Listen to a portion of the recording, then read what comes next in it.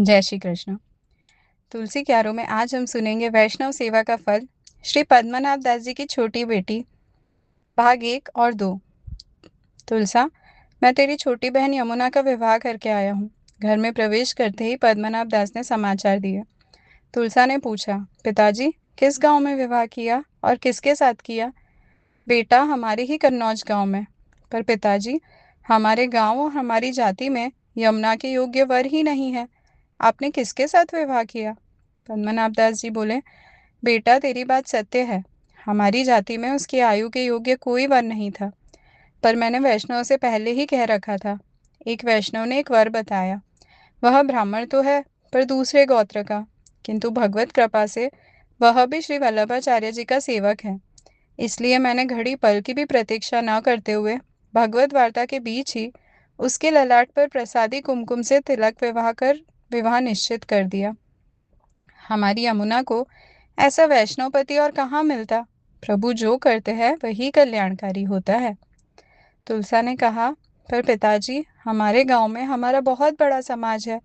यदि आप समाज से बाहर कन्या का विवाह करेंगे तो समाज के लोग हमें बहुत कष्ट देंगे। हमारा मन सेवा और स्मरण से विचलित हो जाएगा। इसलिए मेरी मानिए तो अभी भी यह संबंध तोड़ दीजिए। तुलसा, यदि तेरी ऐसी ही इच्छा है तो एक काम कर, जा घर से एक छुरी ले आ। तुलसा आश्चर्य से बोली, पिताजी, संबंध तोड़ने के लिए छुरी की क्या आवश्यकता? उसमें तो हमें केवल इतना ही कहलवा देना है कि हमारी इच्छा नहीं है।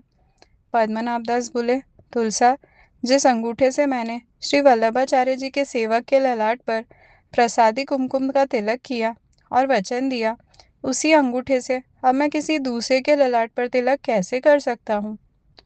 महाप्रभु जी के सेवक को दुख पहुंचे, ऐसा वचन मैं कैसे कह सकता हूँ?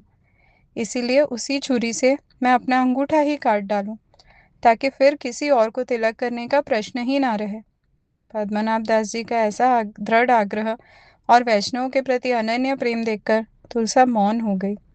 उन्हें निश्चय हो गया कि पिताजी को श्री वल्लभाचार्य जी का दृढ़ आश्रय प्राप्त है। इसीलिए वे किसी लौकिक या वैदिक विचार को स्वीकार नहीं करेंगे और ना ही उसे महत्व देंगे।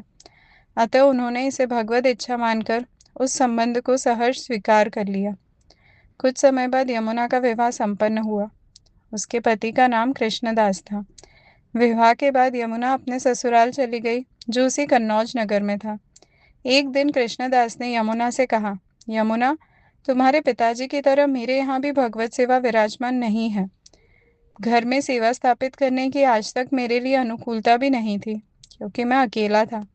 अब तक तो मैं वैष्णव की सेवा करता आया हूँ और भगवत वार्ता का श्रवण करता रहा हूँ।